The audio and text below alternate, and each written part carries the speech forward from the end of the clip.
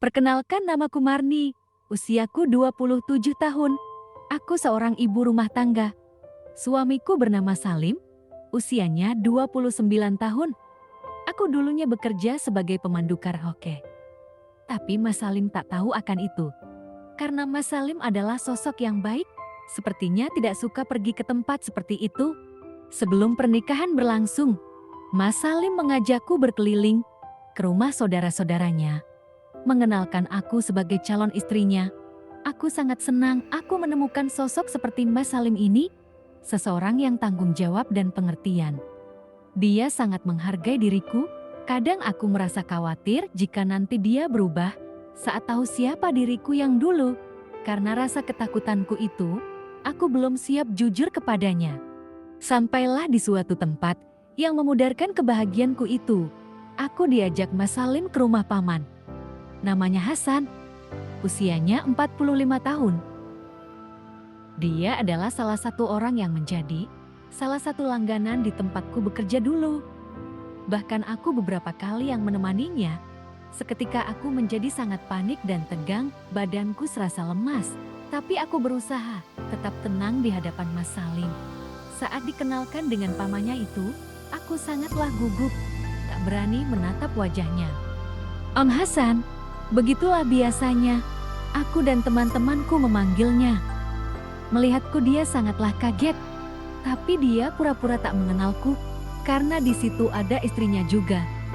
Dia mengobrol dengan Mas Salim.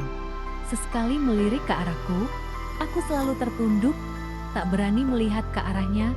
Jantungku berdetak kencang. Waktu seperti lama sekali. Mas Salim akhirnya berpamitan ke paman dan bibinya. Kami pulang, di sepanjang jalan pikiranku tak karuan. Sepanjang jalan Mas Salim menceritakan kebaikan Om Hasan. Aku hanya mengangguk mengiyakan omongannya itu. Saat itu, aku merasa tak enak badan, mungkin karena rasa ketakutanku yang mendalam. Aku meminta Mas Salim untuk mengakhiri kelilingnya. Aku beralasan lagi tak enak badan. Mas Salim pun menyetujuinya. Dia menghantarkanku pulang. Sesampainya di rumah aku langsung masuk kamar. Aku sangat takut dan khawatir. Bagaimana jika Om Hasan bercerita ke Mas Salim tentang siapa aku ini? Aku hanya bisa menangis memikirkan kondisi itu. Karena aku sangat mencintai Mas Salim, pikiranku kacau sampai aku tak selera makan. Aku berpikir rencana pernikahan ini akan hancur. Malam, Mas Salim menelponku, menanyakan kondisiku. Aku menjawab aku baik-baik saja. Mungkin karena masuk angin, Mas Salim memaklumi kondisiku ini. Waktu berlalu, seminggu lagi acara pernikahan kami. Kami mulai membagikan undangan. Mas Salim nampak seperti biasa. Mungkin Om Hasan menutup rahasia antara aku dan dia. Aku sangat bahagia. Akhirnya aku bisa menikah dengan orang yang sangat aku cintai. Akan tetapi, semua tak seindah bayanganku. Setelah kami membagi undangan, malam harinya ada yang mengetok pintu rumahku. Aku pun membukanya. Aku sangat kaget, ternyata itu Om Hasan. Halo cantik, ucap Om Hasan seperti biasa. Oh Om Hasan, ucapku dengan syok. Ada apa kesini malam-malam? Tanyaku, mau main ke rumah calon keponakanku. Jawabnya, ada apa Om ya? Tanyaku panik. Dia disuruh masuk dulu kalau ada tamu itu, ungkapnya.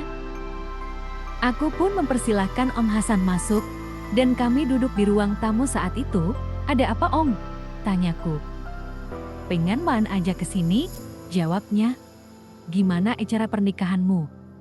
Tanya Om Hasan. Lancar Om, jawabku dengan tertunduk. Kok nggak kayak biasanya sih? Nunduk mulu sekarang, ungkap Om Hasan. Aku pun diam, menahan kepanikanku. Salim tahu nggak soal kamu dan aku? Tanyanya. Aku hanya menggelengkan kepalaku. Kalau tahu, pasti ceritanya beda ya, ucapnya. Jangan Om, jangan kasih tahu Salim, ucapku panik. Dia yang melihat kepanikanku tertawa lepas. Gaklah sayangku, ucapnya sambil tertawa. Aku hanya tertunduk. Tapi ya ada syaratnya. Ini soal sesuatu besar loh, ungkapnya. Aku masih tertunduk. Aku tahu apa maksud ucapannya. Kamu pasti tahu kan apa yang aku maksud? Ucapnya.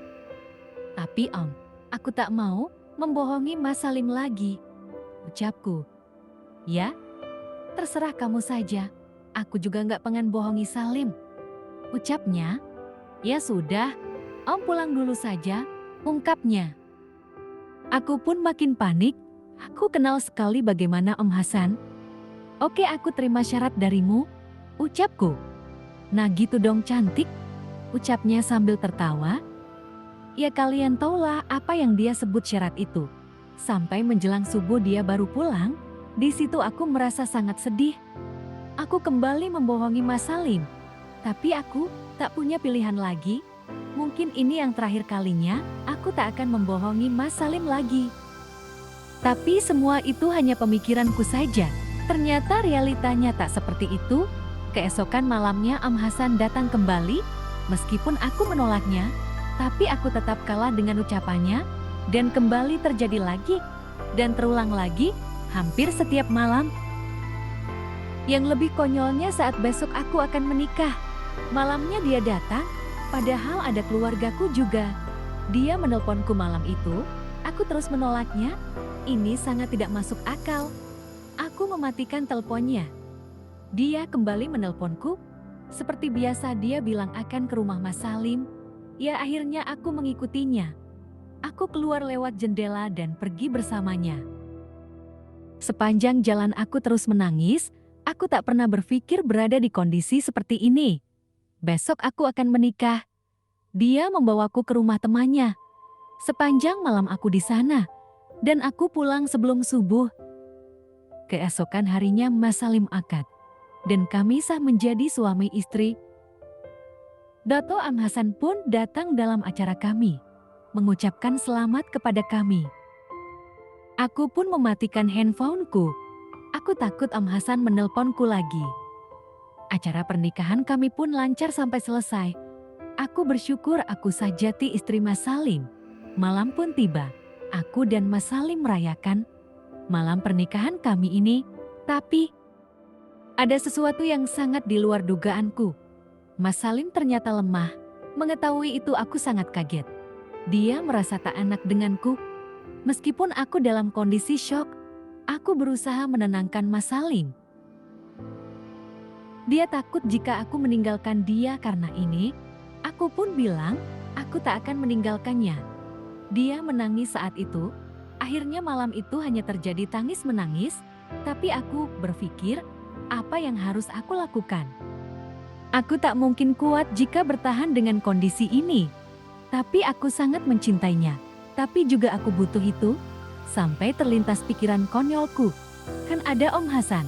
Setidaknya aku bisa sama dia. Aku pun mengaktifkan handphoneku kembali. Dan mengganti nama Om Hasan menjadi Cindy.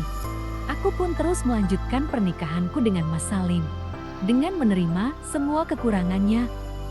Dan aku juga masih berkomunikasi baik dengan Om Hasan. Sekian cerita ini. Terima kasih yang sudah menonton sampai akhir. Semoga kisah ini bisa menjadi pembelajaran bagi kita semua. Kejujuran dalam setiap hubungan adalah pondasi awal menjalankan rumah tangga yang sehat. Jika pasanganmu tak bisa menerima kekurangan itu, berarti dia bukan teman yang pas untuk menemui perjalanan kita ke depan. Semua orang pasti punya masa lalu, tetapi juga mereka berhak atas masa depannya.